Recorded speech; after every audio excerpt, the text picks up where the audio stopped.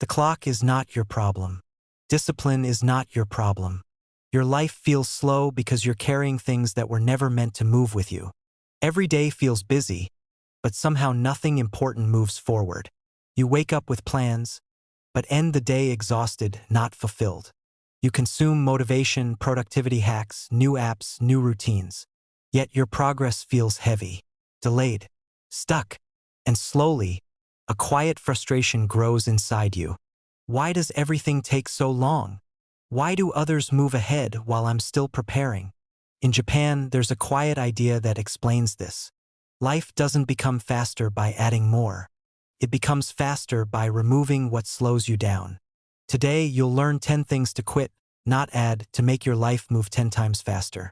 Not through hustle, but through clarity, simplicity, and calm Japanese wisdom.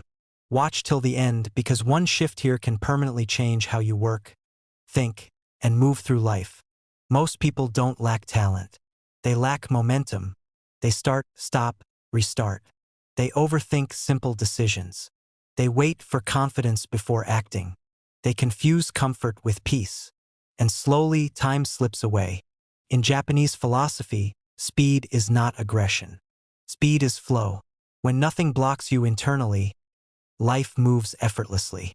The first thing to quit is overthinking before action. In Japan, there's a concept called shuhari. First, you follow. Then you break. Only later, you innovate. But modern life teaches the opposite. Think first. Perfect first. Be ready first. So you plan for weeks, research for months, and never begin. Overthinking is not intelligence. It's fear wearing a smart disguise.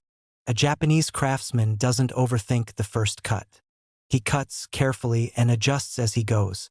Speed comes from movement, not certainty. If you wait to feel ready, you'll wait forever. Action creates clarity, not the other way around. Ask yourself quietly, what am I delaying that only action can solve? The second thing to quit is multitasking. In Japan, when someone does something, they do only that. Tea ceremony, writing, cleaning, walking. One task, one moment, full presence. Multitasking feels productive, but it fractures attention. Every switch steals energy. Every notification breaks momentum. You think you're moving fast, but mentally you're limping. Neuroscience confirms this. The brain doesn't multitask, it task switches. And every switch creates delay, fatigue, and mistakes. Japanese trains are fast not because they rush, but because they stay on one track. Speed in life works the same way. Do one thing completely, finish it, then move. Here's the interrupting question. Is your life slow, or is your attention scattered? The third thing to quit is chasing motivation. Japanese discipline is quiet, unemotional, boring. They don't wait to feel like doing something. They build systems so feelings don't matter. Motivation is weather. Discipline is climate. If your progress depends on mood, your life will always be inconsistent. Think of a Japanese factory. The work continues whether someone feels inspired or not.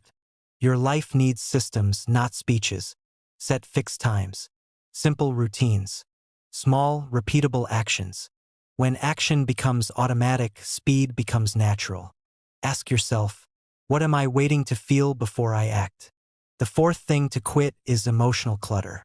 In Japanese homes, space is intentional.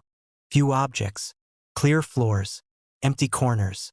Not because they hate things, but because clutter slows movement, physically and mentally. Your mind works the same way. Unresolved guilt, old comparisons, regrets, unspoken resentment. These are background apps draining your energy. You don't notice them, but they slow everything. Japanese wisdom teaches acceptance over resistance. Observe emotions. Don't wrestle with them. When you stop fighting your feelings, mental space opens. Decisions become quicker. Focus sharpens. Quiet mind. Fast life. Pause here for a moment. What emotional weight are you carrying that no longer serves you? The fifth thing to quit is trying to do everything yourself. In Japan, there's deep respect for roles. Everyone masters their lane. Western culture glorifies the lone hero. Japanese culture respects harmony and support. Trying to do everything alone is not strength. It's inefficiency. Delegation isn't weakness.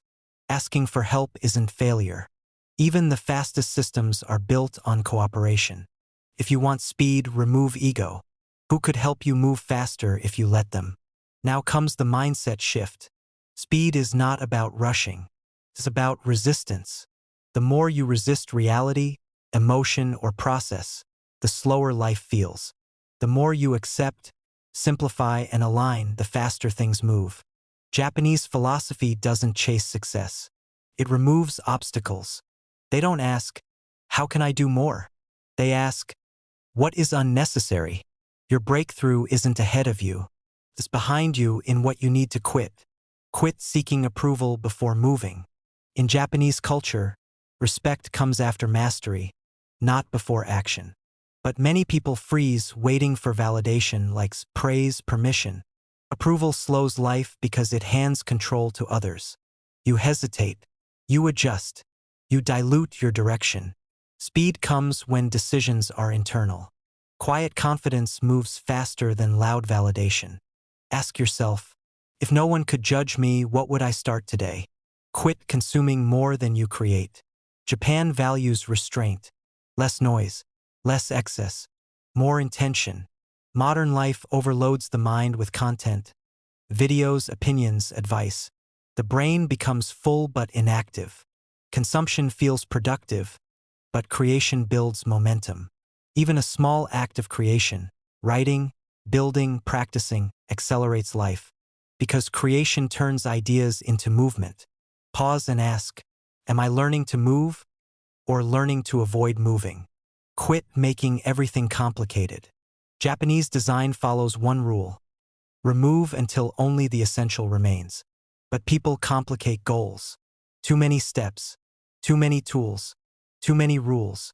Complexity creates delay. Simplicity creates speed. The fastest path is usually the simplest one, repeated consistently. What could you simplify today instead of optimizing? Quit resisting boredom. In Japan, repetition is not torture, it's training. Boredom is where skill is forged. But modern minds escape boredom instantly. When you quit boredom, you quit depth. When you quit depth, progress slows. Fast lives are built on boring routines done well.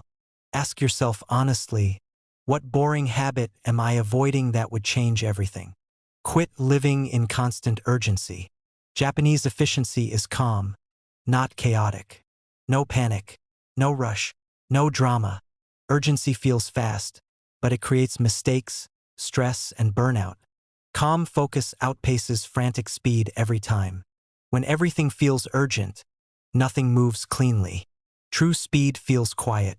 Final thought to sit with: is your life slow because time is limited, or because your mind is rushed? Quit overthinking. Quit multitasking. Quit chasing motivation. Quit emotional clutter. Quit doing everything alone. And watch how your life accelerates without force. Life doesn't need to be loud to be fast. It needs to be clear. If this video gave you a moment of clarity, let it stay. Like the video if it resonated. Subscribe if you want more calm, powerful ideas like this. And comment below, which one are you quitting first? Move light, move clear, move forward.